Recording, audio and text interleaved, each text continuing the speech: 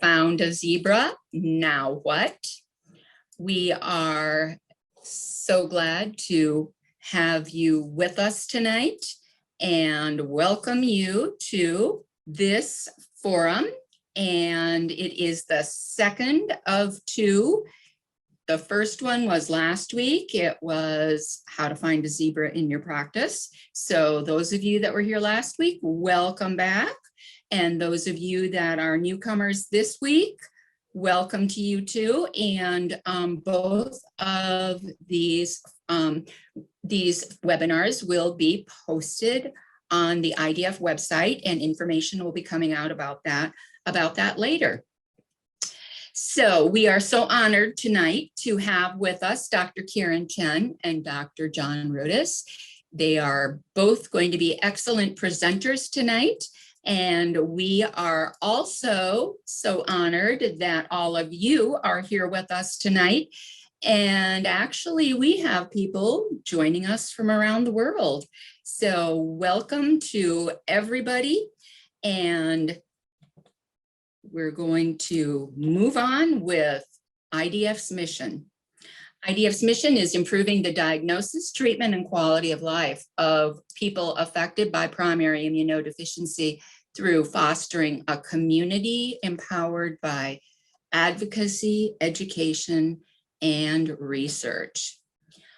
Our vision is to seek to ensure that everyone in the US affected by a primary immunodeficiency has a fully informed understanding of the PI diagnosis that affects them, all available treatment options, the expected standard of care, and all of their opportunities to receive support within the community.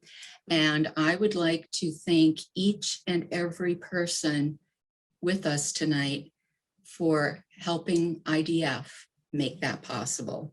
You're amazing. So at this time, I would like to introduce our first presenter, Dr. Karin Chen. Dr. Chen is an associate professor in the Division of Immunology, Department of Pediatrics at the University of Washington School of Medicine, and she's an attending physician at Seattle Children's Hospital. She is the Associate Program Director for the Allergy and Immunology Fellowship Training Program at the University of Washington School of Medicine. And she provides clinical care for patients of all ages with primary immunodeficiencies and is board certified in allergy and immunology and pediatrics. So please join me in welcoming Dr. Karin Chen.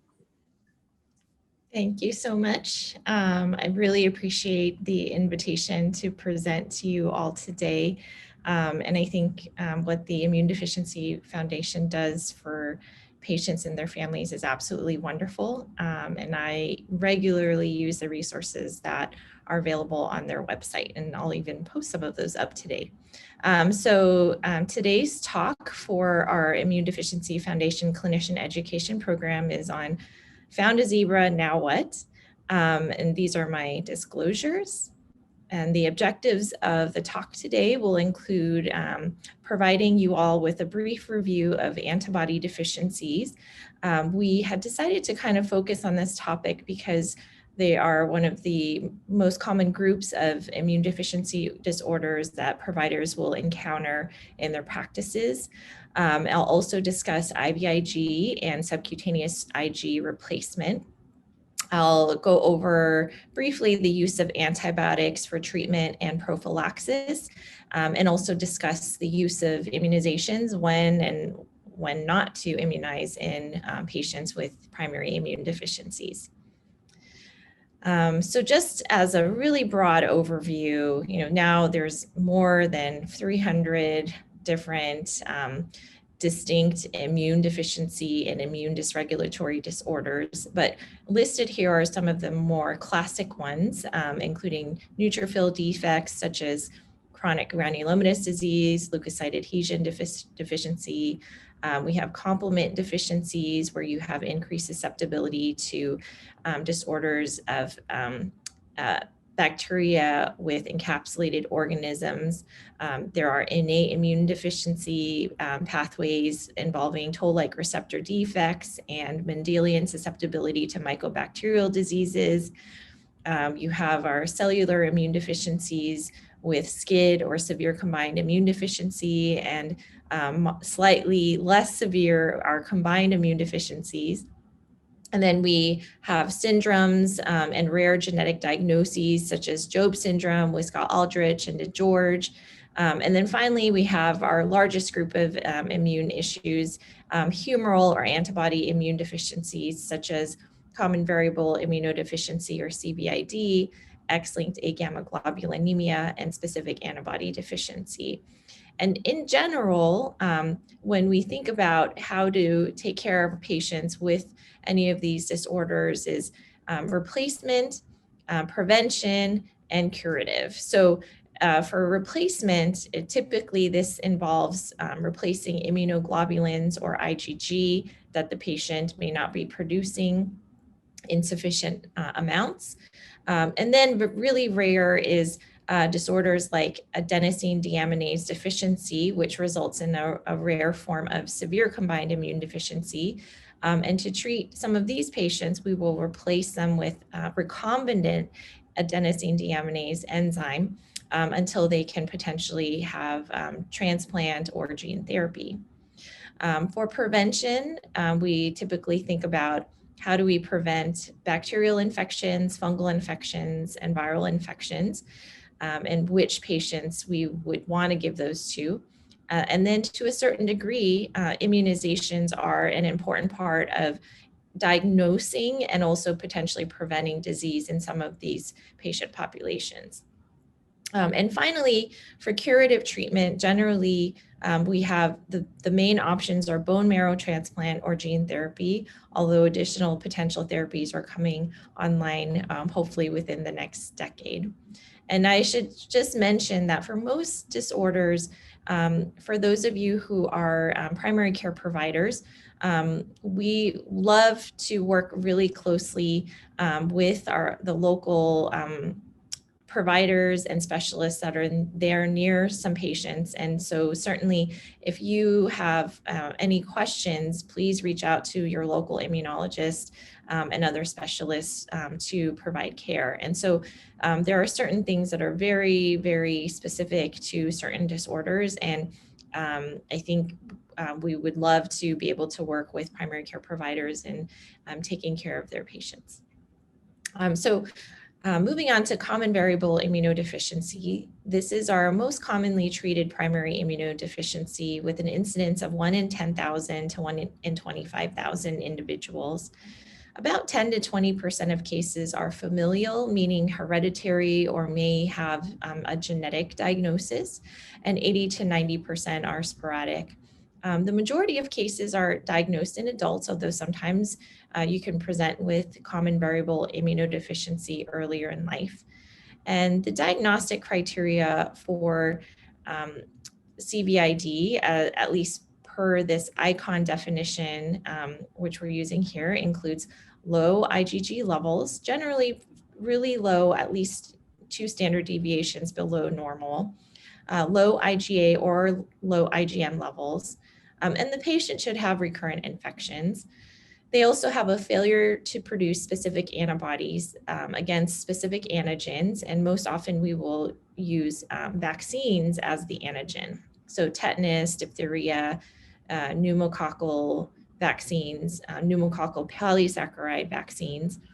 And then other causes of hypogammaglobulinemia are excluded. So as an example, patients who are on prednisone can develop low IgG levels over time, but that is a secondary cause of hypogammaglobulinemia. And then these patients with CVID typically have defects in B cell maturation and will have low memory B cell subpopulations. And Dr. Rudis will be going over some things associated with CVID in a much more detail during his talk. But this graph here is a figure from Helen Chappell's paper in 1998, looking at a European common variable immunodeficiency cohort. And one of the points of this paper was that CVID can lead to global immune dysfunction. So your problem is not just having low IgG levels, but you can develop autoimmune disease manifestations, lymphoproliferation, you can have liver disease, you can develop bronchiectasis, you have increased risk of malignancy.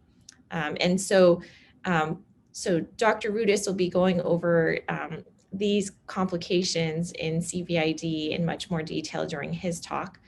But one of the things that we think about in our CVID patient population is whether or not to do genetic testing. And I think genetic testing is becoming a more and more common part of our workup, but a lot of times the severity of the disease and the laboratory results that we see will help in informing us as to whether or not to order genetic testing.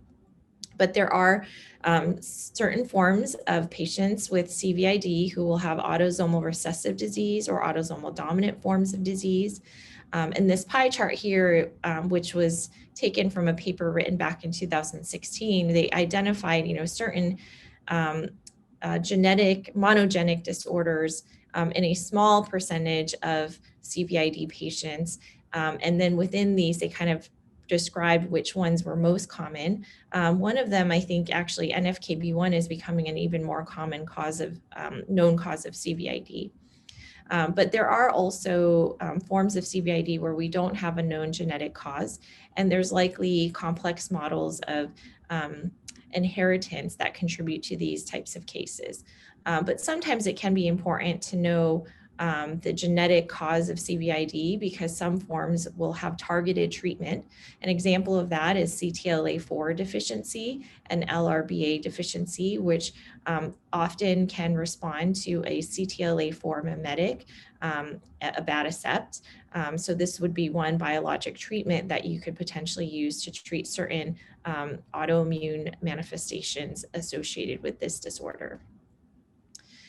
So moving on to IVIG and SCIG, or subcutaneous IG. So these are, so IVIG is immune globulin administered intravenously, while SCIG is immune globulin administered subcutaneously.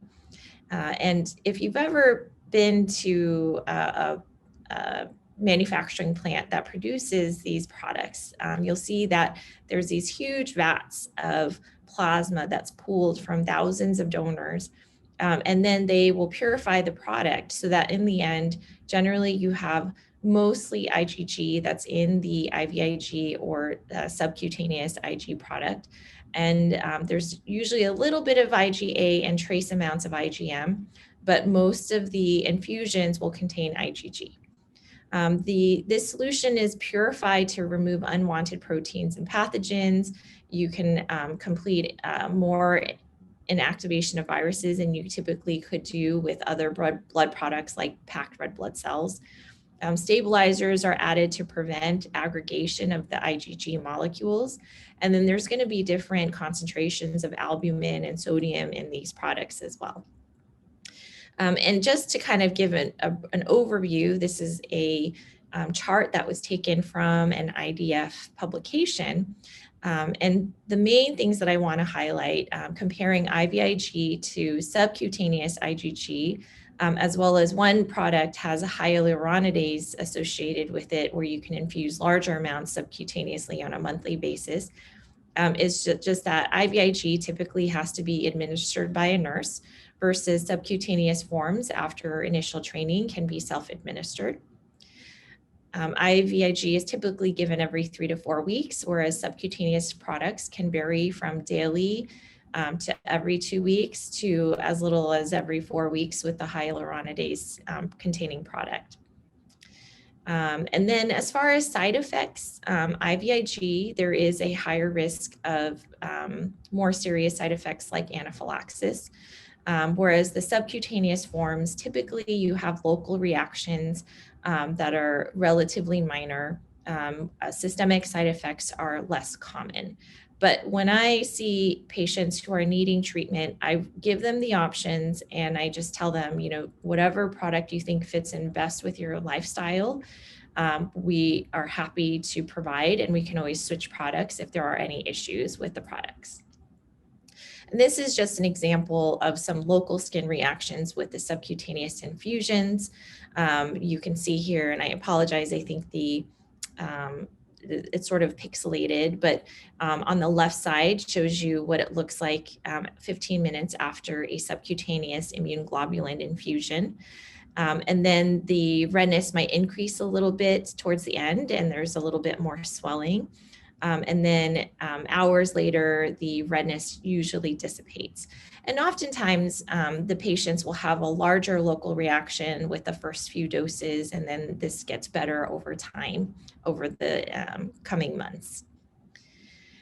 And I really like these graphs, also available through the IDF guide to immunoglobulin replacement therapy. So on the left side shows you IgG levels in a patient who's receiving subcutaneous therapy. And you'll see it takes about 3 or 4 doses to kind of reach steady state. But once you reach steady state, then your IgG level has relatively minor fluctuations.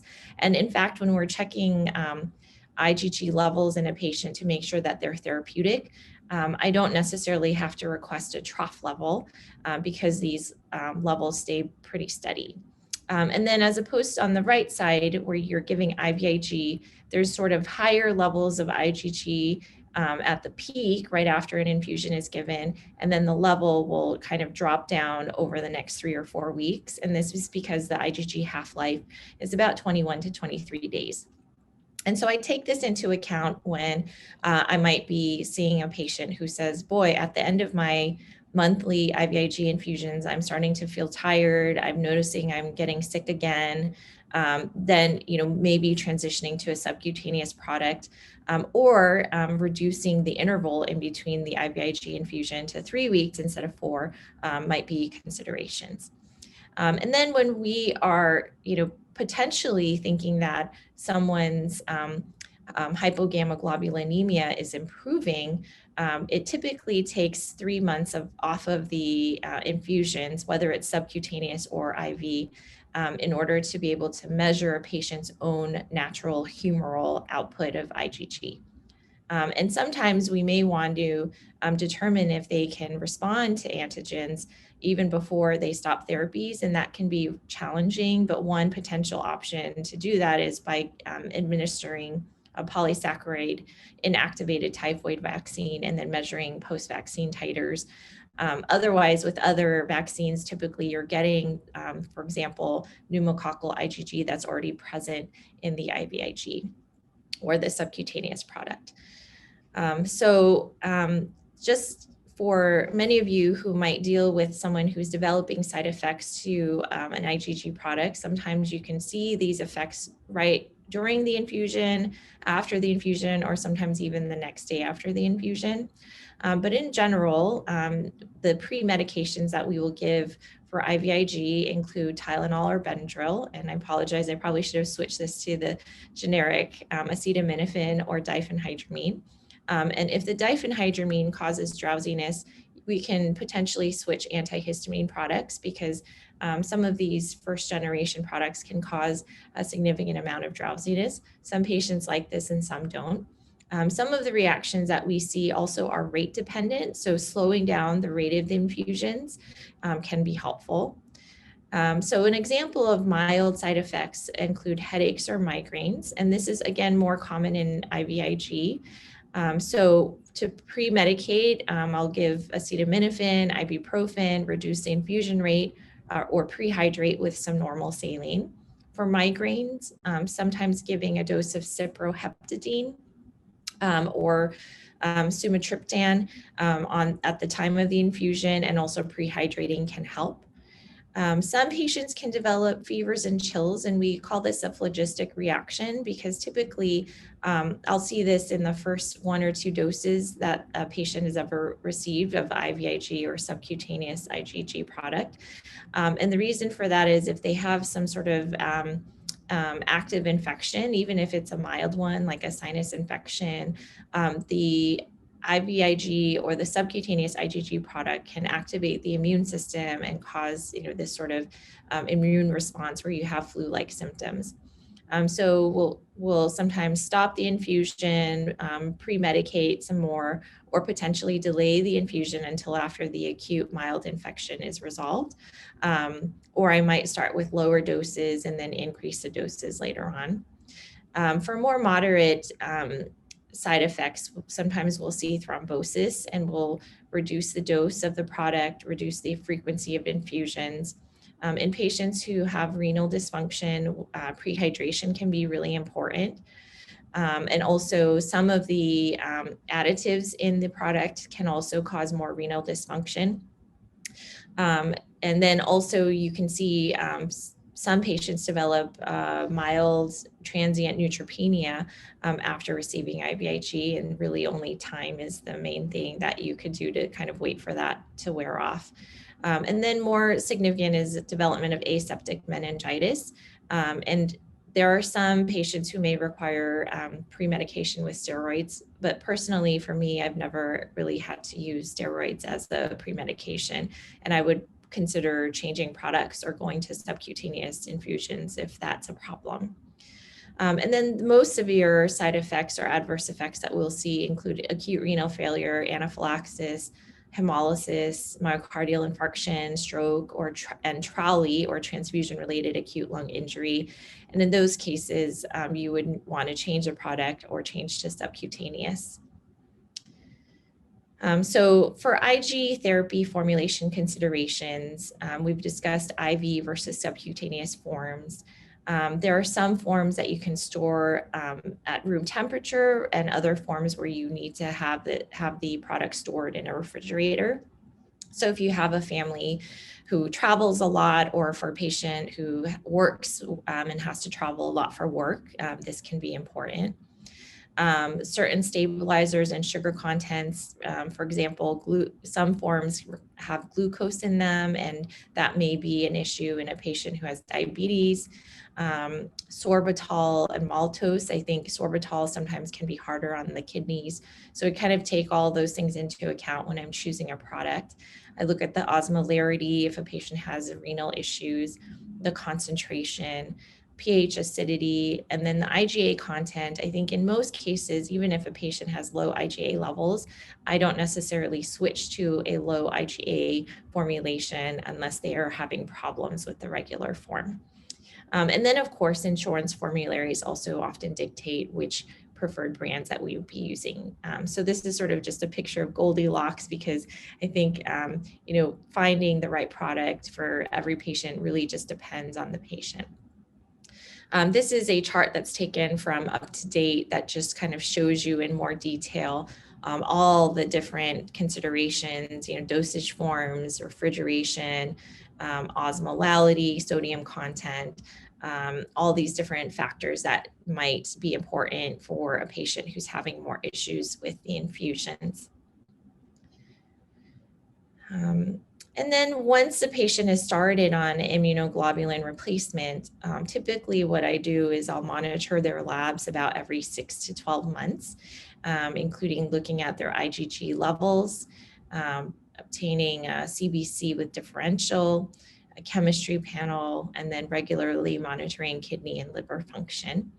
And then I will adjust the dosing based on changes in weight or metabolism, the frequency of infections.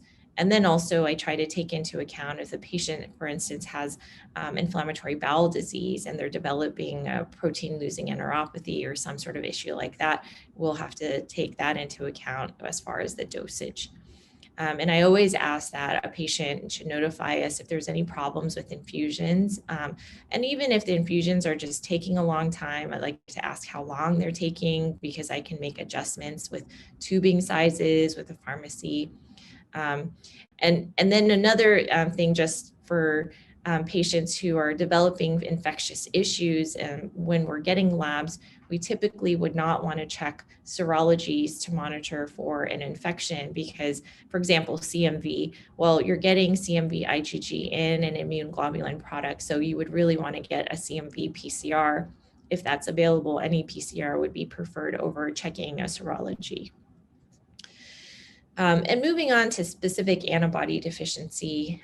So this is a disorder which meets certain criteria if you have a normal IgG, IgA, IgM, and IgE level, but poor or inadequate antibody responses to polysaccharide antigens. And I put an asterisk there because the definitions for what is an inadequate response can be controversial. And so typically we would want the involvement of an immunologist to help determine if a patient meets criteria for specific antibody deficiency. Because this humoral defect can be subtle, their responses to protein antigens like tetanus vaccine, diphtheria vaccine can be normal. And the treatment options for this would include immune globulin replacement or sometimes antibiotic prophylaxis. And then as far as other preventive therapies with antimicrobials, just as an example, for certain antibody deficiencies, say a patient who has recurrent otitis media, recurrent sinusitis, sometimes they can be placed on sulfamethoxazole, trimethoprim, azithromycin, or amoxicillin. And the dosages really depend on the drug, the diagnosis, and the infection you are trying to prevent.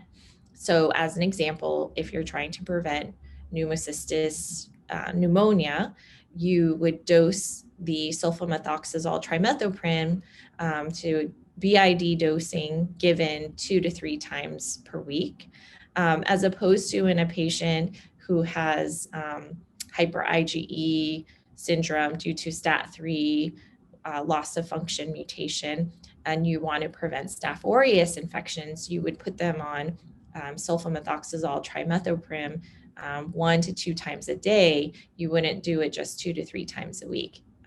And so this really varies depending on the diagnosis. And I'll give you some papers that you can refer to. So get your pens and pencils and paper ready so you can kind of jot down some good references that I'll have for you.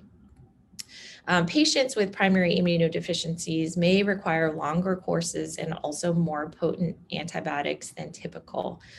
So as an example, instead of amoxicillin to treat otitis media, sometimes I will move to Augmentin because they've been on more antibiotics in their life, or it might be a child who is in childcare and they would require Augmentin instead of amoxicillin. Or certain infections that we might see in chronic granulomatous disease will require involvement with infectious disease to help determine the length of treatment. And this is a paper that was written by one of my colleagues at Seattle Children's and University of Washington, Maite de la Marina. This was published in 2013 in JACI in Practice. And this paper goes into a lot more details with other forms of antimicrobial therapies that you may want to do, like in patients who have bronchiectasis. But this table is just an example of what you can use to refer to if you're taking care of a patient who has hyper IgM syndrome or chronic granulomatous disease. And so it really does vary depending on the diagnosis that you're considering. Common variable immunodeficiency, not all patients would require antimicrobial prophylaxis as long as they're on their immune globulin replacement, but some patients will. And then as far as immunizations, in general, for example, in severe combined immune deficiency, we would recommend avoiding live viral and live bacterial vaccines. So this would include MMR, varicella, rotavirus, yellow fever is a live viral vaccine. There's an oral version of typhoid vaccine, which contains live bacteria, but the injectable form is a killed vaccine that is okay to give. Flu mist, which I think is still no longer available, I could be wrong about that, has an attenuated virus that's given in the nose. And then BCG, it's not available in the US, but it is given in other countries. I recently saw a child who has Agammaglobulinemia and is 12 months old, who is from Taiwan and developed BCG-itis locally. So in general, you would want to avoid these vaccines, but there are specific recommendations for each diagnosis. And in fact, for example, complement deficiency, you can receive most vaccines, and we actually hyperimmunize against pneumococcus and meningococcus. Flu vaccine, the injectable form, we generally recommend this for most primary immunodeficiency diagnoses, including common variable immunodeficiency, chronic granulomatous disease. The thought is that even if you're not producing immunoglobulins well, the flu vaccine may help stimulate some T cell mediated immunity. And so it really is, if it doesn't do anything, that's the worst case scenario, but it may help. So for most immune deficiencies, we do recommend the killed flu vaccine. And then now in the age of COVID, in the US, there's a couple of formulations. So Johnson & Johnson, the Moderna vaccine, and then also the Pfizer vaccines are approved. And these generally, we think, are safe for most primary immunodeficiency patients. And in general, I have been recommending these vaccines for our patients, even ones that have autoinflammatory disease. The thinking is that they're, if they got COVID-19, the repercussions of that and the complications associated with the actual infection would be much more severe than the vaccine itself. And then obviously you would want to just make sure that the patient's disease is under control before giving the vaccine.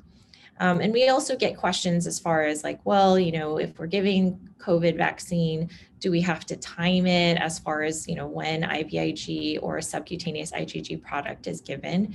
And I think, if you really want to time it perfectly, if the patient is on IVIG, you would stop the, maybe give the vaccine 2 weeks after the last dose of IVIG. But there's the main reason for that, I think, is more to monitor for side effects rather than it being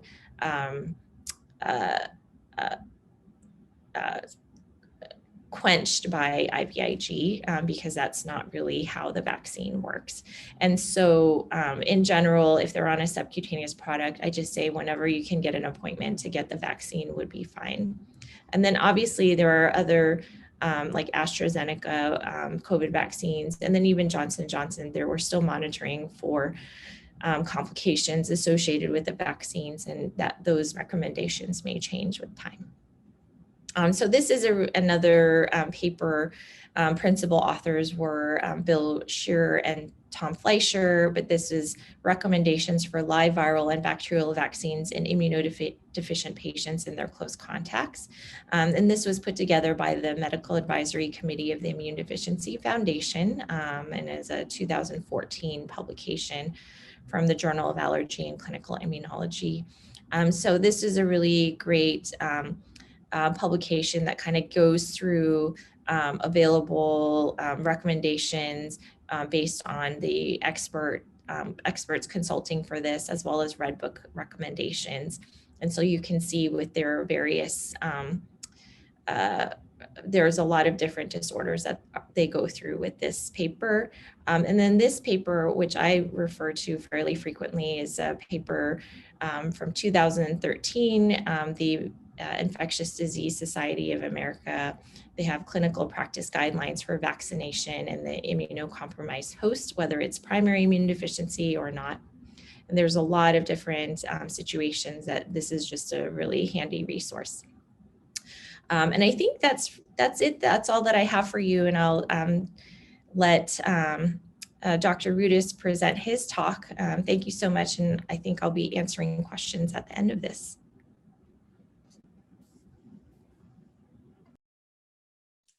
Thank you so much, Dr. Chen. That was absolutely wonderful. And at this time now, we are going to introduce our next presenter. So here we go. Now I would like to introduce Dr. John Rudis, who will present the second part of tonight's presentation. Dr. Rudis is board certified in allergy and immunology and internal medicine. He is chief of allergy and clinical immunology at the Medical College of Wisconsin and cares for patients of all ages at Children's Hospital of Wisconsin in Milwaukee. Dr. Rudis was the principal investigator for the pilot study in Wisconsin that instituted the first statewide newborn screening program for severe combined immunodeficiency. He is a member of the IDF Physician Advisory Committee, Consulting Immunology Program, and SCIG Compass Program. So please join me in welcoming Dr. John Rudis. Okay. Thanks for the nice introduction. It's great to be here. What I'm going to talk about today predominantly is common variable immune deficiency. And the reason why I want to really focus on this, for the practicing physicians out there, this will be the predominant disorder that they follow with patients and their local clinical immunologist. It accounts for the vast majority of primary immune deficiencies in both kids and adults. So hopefully, I will highlight some things that I think are important in co-managing these patients. But I'll first start and talk about the congenital agammaglobulinemias. And you have to realize that when you think about almost all the primary immune deficiencies that have a genetic basis, it sort of depends on what country you're talking about. Because in the United States, in general, we don't have a lot of consanguinity. And therefore, for example, with the agammaglobulinemias, X-linked agammaglobulinemia by far is the most common. However, in other countries where consanguinity may be more common, such as in the Mideast and things like that, you'll find more autosomal recessive disorders. And this applies for immune deficiencies in general. So I think, or I believe, the X-linked AGAMs are probably among the easier serious immune deficiencies to manage. As I mentioned previously, the vast majority in the United States are XLAs. It is caused by a mutation in Bruton's tyrosine kinase, which results in an absence of B cells. Of course, Colonel Bruton was the gentleman that figured out the cause of X-linked agammaglobulinemia way back when we didn't have all the molecular tools that we have now. About the only thing that you might pick up at birth, if you were able to examine a baby that had XLA, would be really the absence of tonsils and adenoids. But I would say the vast majority of these infants are not picked up on the very rapid physical exam that's often done in nurseries. The onset is typically in the first year of life. If you think about IgG, the half-life of IgG, it's about 1 month. And in general, it takes 4 or 5 half-lives for the IgG levels to decline to virtually nothing. And so that's when they start getting into problems. And so they have recurrent otitis, sinusitis, pneumonias. All antibody deficient patients really have bad problems with giardia. So, if you see a child with intractable giardiasis, this might be a consideration. And when you're thinking about treating a kid with XLA or antibody deficiency in general, remember, if it's a respiratory tract infection, encapsulated bugs are the most common cause of infection, as well as mycoplasma. And mycoplasma is really an underrated and underappreciated pathogen in all humoral deficiencies. So any antibody deficiency like CVID or XLA, mycoplasma can be a problem. These infants can also have problems with live attenuated vaccines. In the old days, when we're giving the attenuated polio vaccine, that was a problem. And as Karin mentioned in her, or Dr. Chen, excuse me, mentioned in her excellent talk, that quantitative immunoglobulins will pick these patients up in classic HLA, where you have a non-functioning, where you have a mutation that leads to either no BTK protein or non-functional BTK protein. There'll be no B cells and virtually no immunoglobulin all the way across all the isotypes. Now the next subject I'm going to spend some time on is CVID. And this is really accounts for the vast majority of our patients in our practice. We follow somewhere between 250 and 300 patients with CVID. And so it's sort of the bread and butter of what we take care of. As I mentioned, it's the most common primary immune deficiency. And the onset can be virtually any time. And as Karin mentioned, typically for CVID, we want to wait until, depending on the guideline, you're either 2 or 4 years old to exclude congenital AGAMs. About 95% of these patients, 90 to 95% with recurrent respiratory tract infections. I would say in adults, the most common thing is just initially intractable sinus disease. They don't have to have pneumonia. They will eventually. And they also have gastrointestinal infections. We mentioned giardiasis, but other GI bugs as well. And as Karin or Dr. Chen mentioned, with gamma globulin replacement, infections per se are not the major cause of death in CVID, rather non-infectious complications. So I'm going to focus a large part of my talk on these non-infectious complications.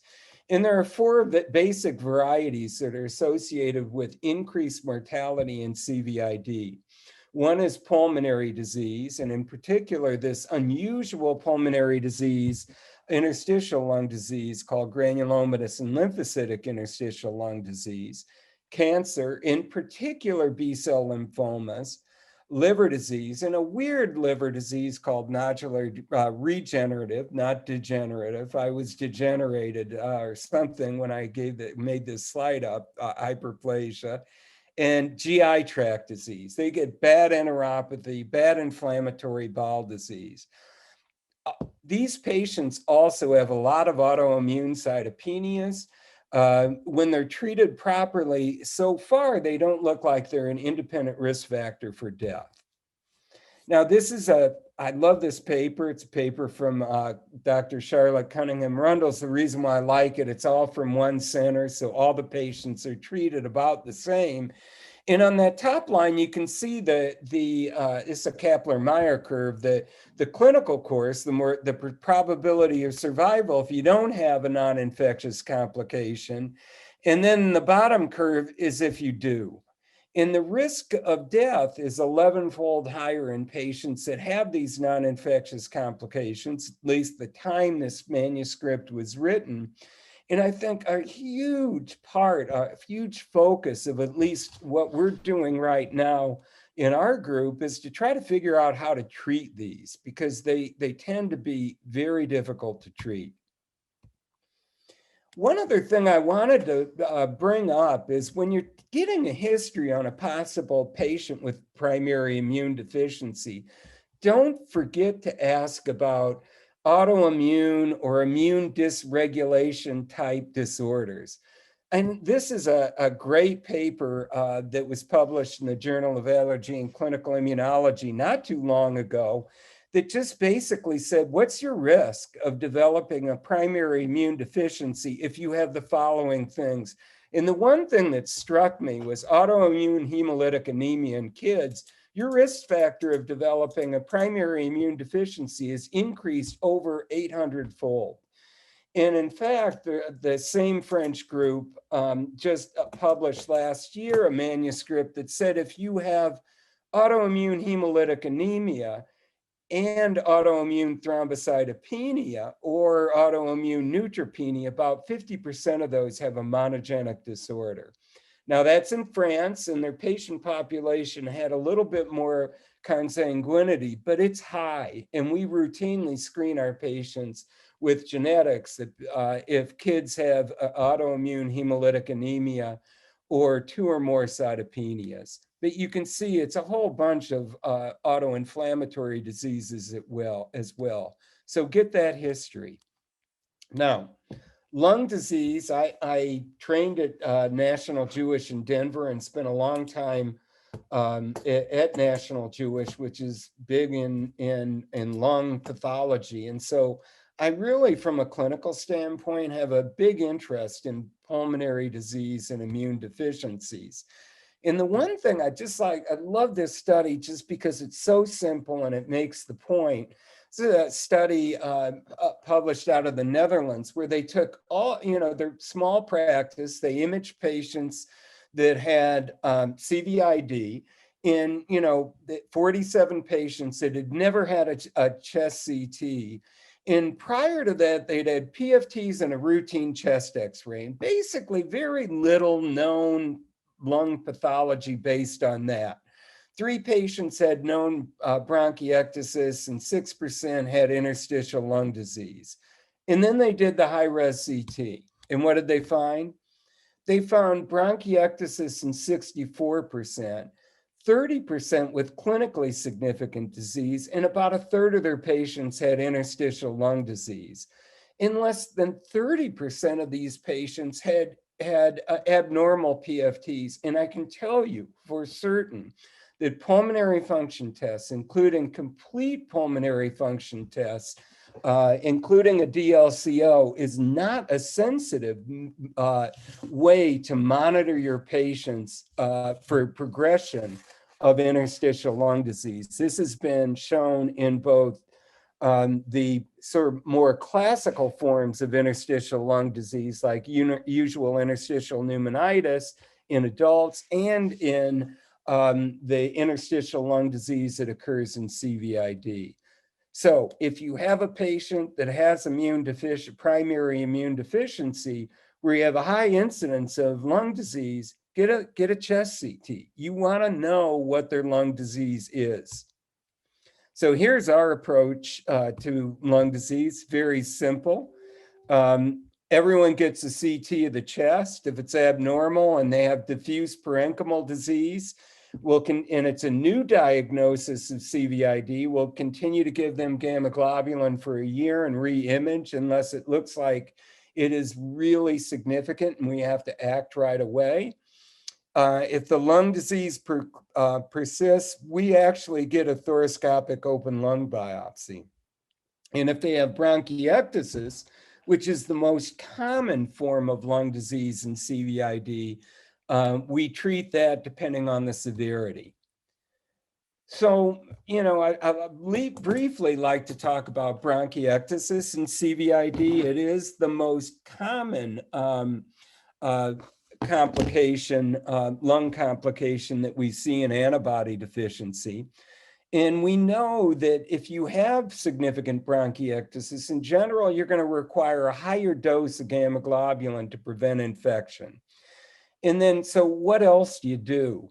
And so at least our group, in patients that have moderate to severe bronchiectasis, we sort of treat them like cystic fibrosis. They get daily chest physiotherapy. They'll get a vest in severe disease.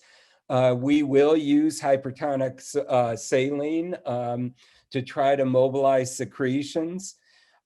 In severe disease, we will put them on antibiotic prophylaxis, typically azithromycin.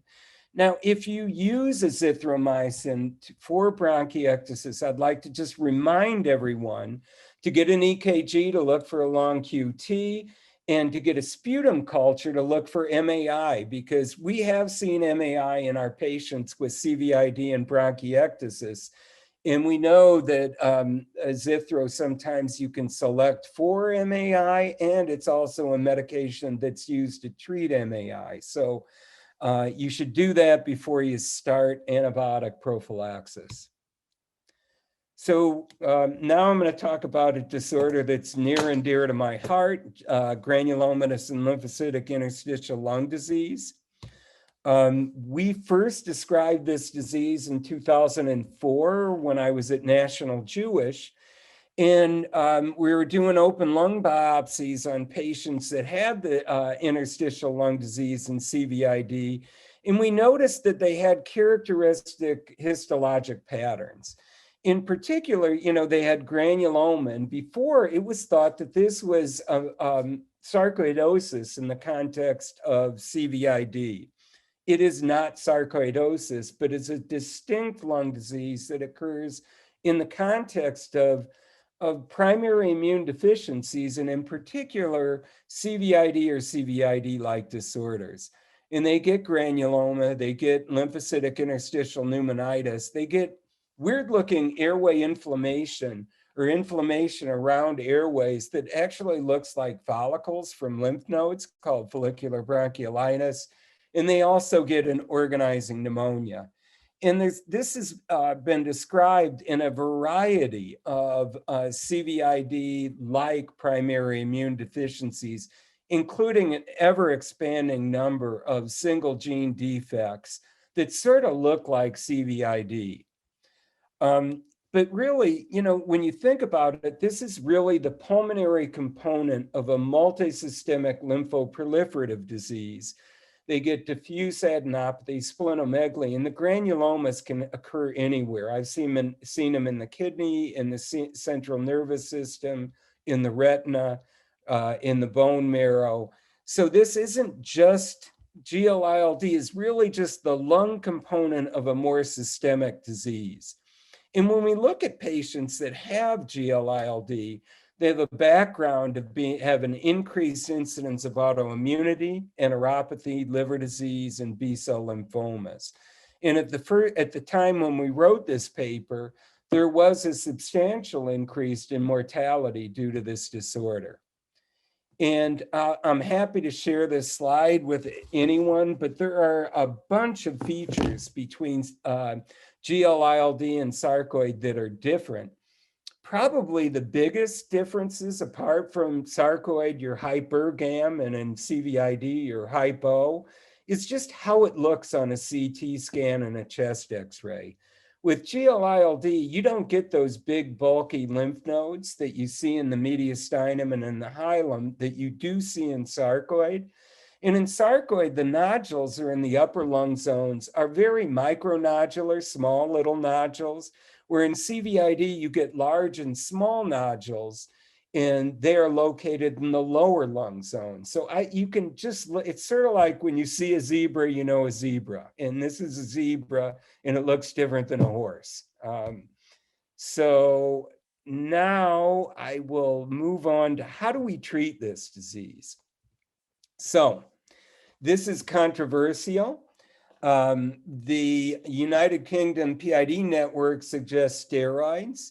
Some people say, I'm not convinced this causes progressive lung disease, and we'll watch them. And a whole bunch of different immunosuppressive reagents have been used to treat this. Some successful, some not so successful, but TNF inhibitors in general have worked. Isolated case reports of these other agents also have worked.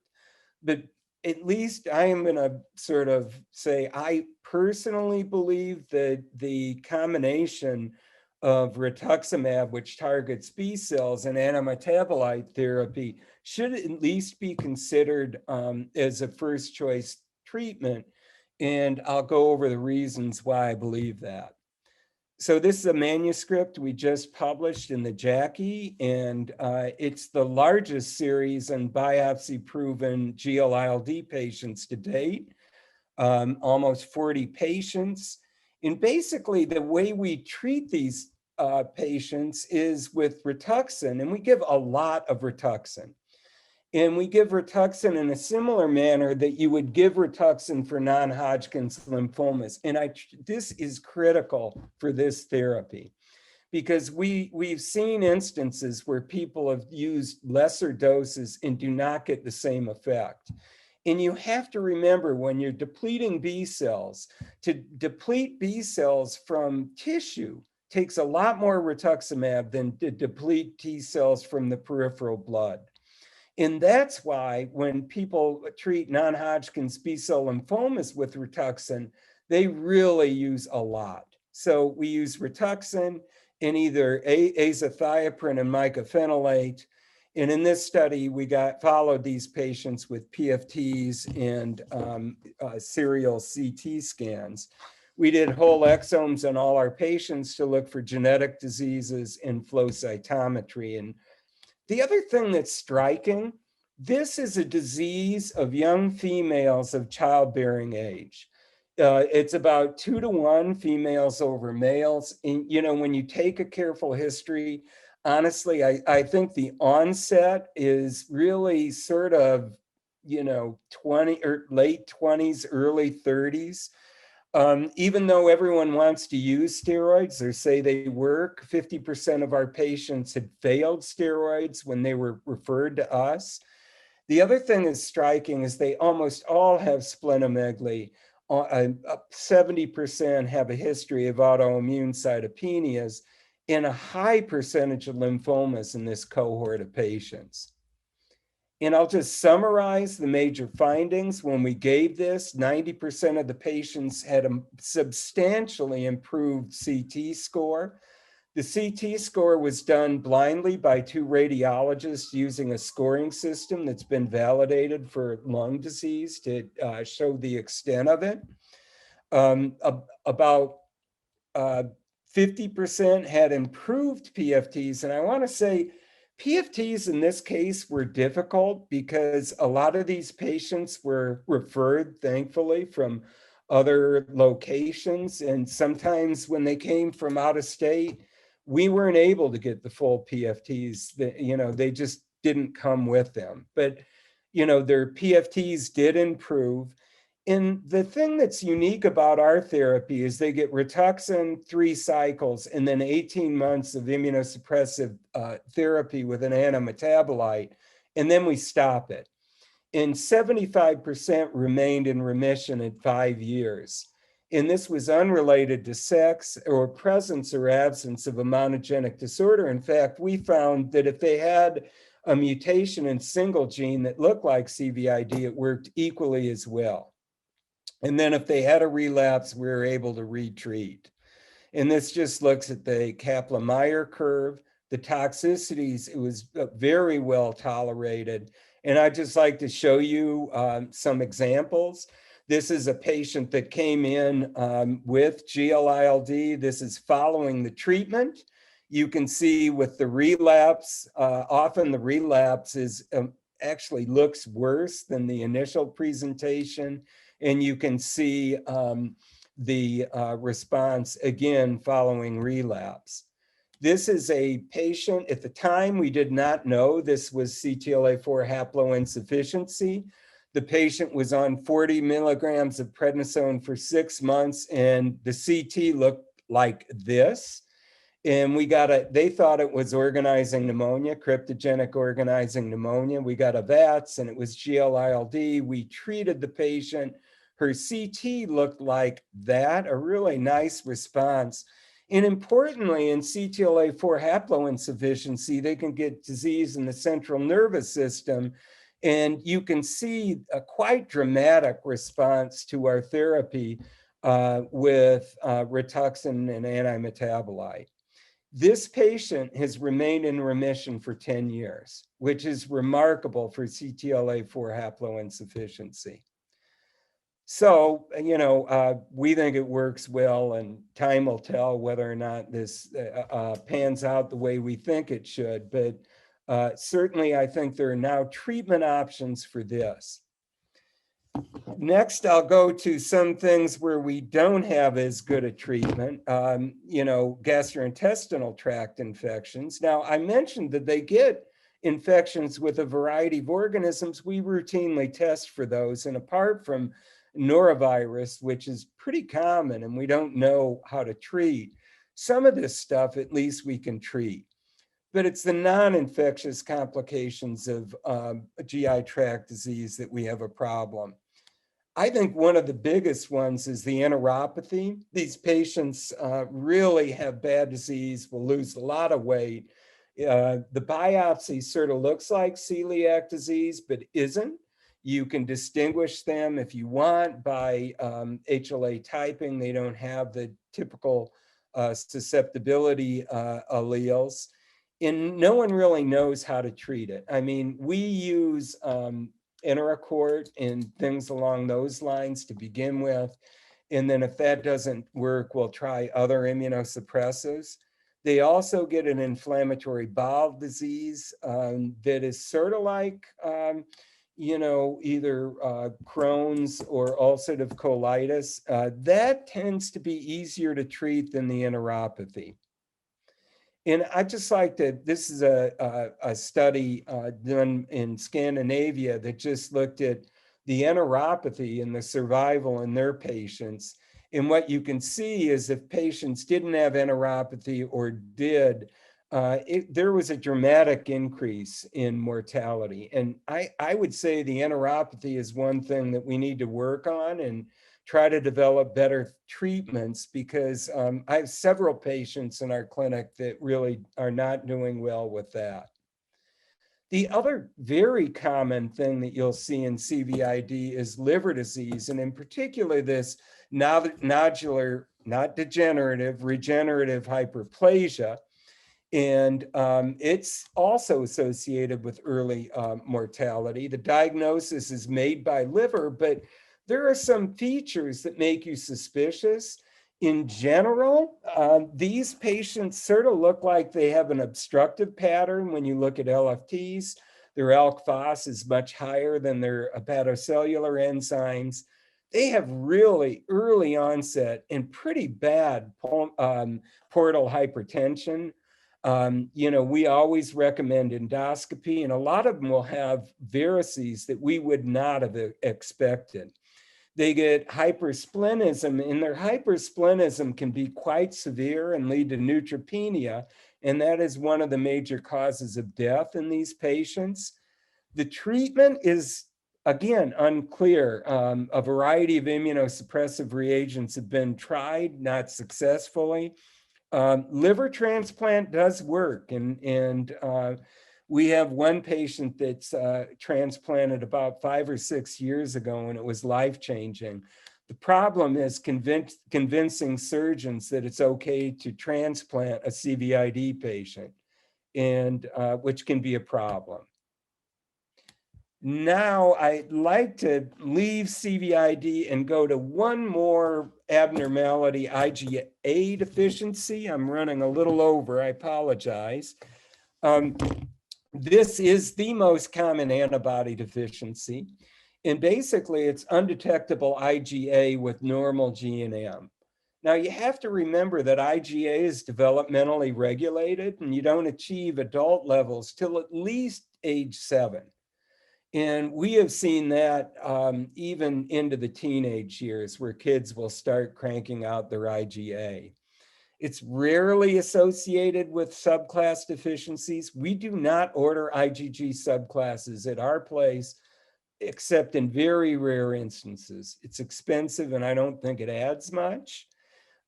We do, in patients that have a lot of infections, assess antibody responses, in particular to polysaccharide antigens. These patients can have a problem with giardiasis in particular. And there appears to be an increase in atopic disease, and a lot of the patients are referred to us because they're found to have IgA deficiency when people are screening for celiac disease. And the screen for celiac disease is IgA against tissue transglutaminase. In most places nowadays do a reflex IgA level. And when it's 0, the clinician will panic and refer to us. there has been a long literature on whether or not these patients have systemic reactions to blood or blood products. The old adage was they do, and be careful, and always use extensively washed packed cells or things from IgA deficient patients. Recent studies suggest that if it occurs, it's pretty uncommon. So I would say be cautious. If you're given red cells, just wash them for the heck of it. But I'm not overly concerned about that. We do not treat these patients with IVIG. So I'd like to conclude with non-infectious complications. Remember that in your CVID patients, that is going to be their biggest problem in terms of all-cause mortality. And that the second thing that I'd like people to walk away with is to screen all your patients if they haven't been screened with, if they have antibody deficiency with a CT of the chest. It's amazing what you'll find. And then finally, you know, the IgA deficiency, mostly this is a deficiency without a major phenotype. And I'd like to thank the people that worked on my project and thank the Immunodeficiency Foundation for allowing me to present today. And I'll take questions along with Dr. Chen. Thank you so much, Dr. Rudas. Wonderful information. Now I would like to introduce my colleague, Colleen Brock, Program Manager of Education, and she is going to moderate the Q&A session. So Colleen, take it away. Thank you for those wonderful presentations. So we have a few questions. I'm going to start off with the first one we got. I would appreciate it if you could comment about the IFN IL-12 pathway, perhaps with a case example. Oh boy, okay. So these are patients who have defects in the interferon and IL-12 pathway that will cause them to have increased susceptibility to mycobacterial infections. So oftentimes they will present with a invasive or disseminated or systemic atypical mycobacterial infection that extends beyond just one local lymph node. You might have disease in the spleen or elsewhere. Patients also can have increased susceptibility to, I think, salmonella infections. And so typically these patients will be diagnosed through genetic testing, although at the Medical College of Wisconsin, there is an assay that will look at that pathway to see if a patient may have abnormal responses to IL-12 production and interferon gamma. So generally, these are patients who are susceptible to mycobacterial infections. And as Steve Holland always says, a kid that presents with osteomyelitis and it's due to MAI is interferon gamma receptor deficiency until proven otherwise, the autosomal dominant. So yeah, they're rare, but they occur. Thank you. I have another physician who asks, when should we anticipate COVID IG to be present in the general IgG replacement supply? Not talking about convalescent plasma donations, but general plasma donations.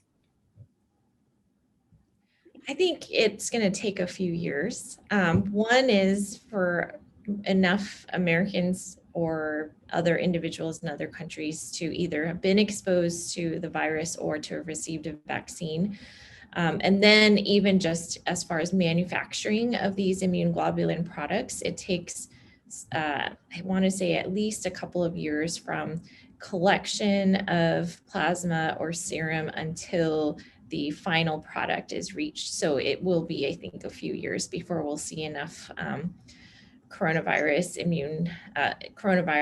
antibody in the standard products that we give. Dr. Rudas, how often should we do chest CTs if the initial one is normal? That's a great question, and one that everyone struggles with that takes care of a lot of these patients.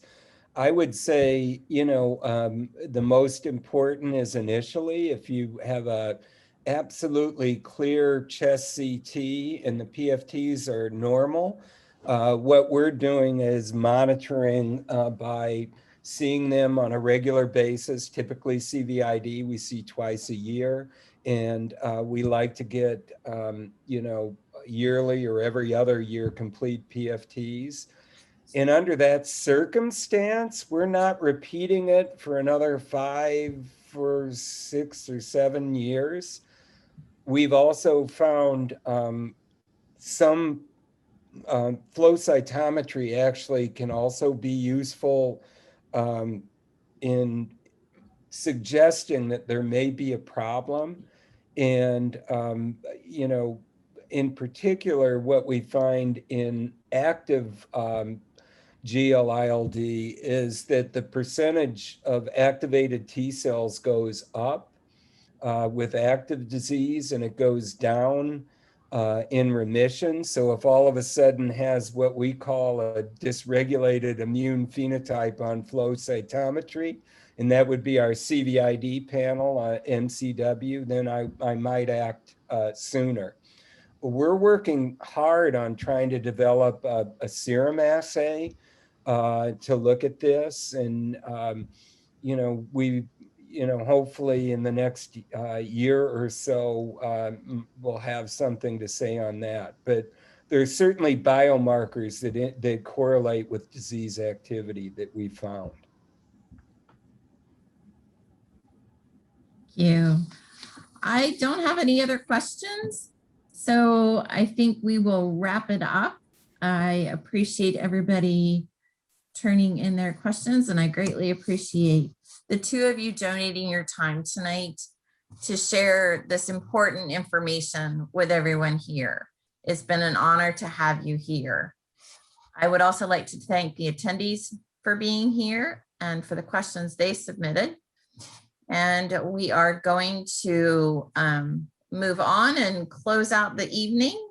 And I'm going to say that, we hope that you've enjoyed the presentation tonight and the presentation last week, and that it has helped you learn how to better identify a zebra. And now you know what to do next so that people in the PI community can be diagnosed sooner, more accurately, and treated appropriately. You'll be receiving a survey after this presentation, and I really would appreciate if you could give us your feedback and let us know what other webinars we should do to help you further understand patients that have primary immunodeficiencies.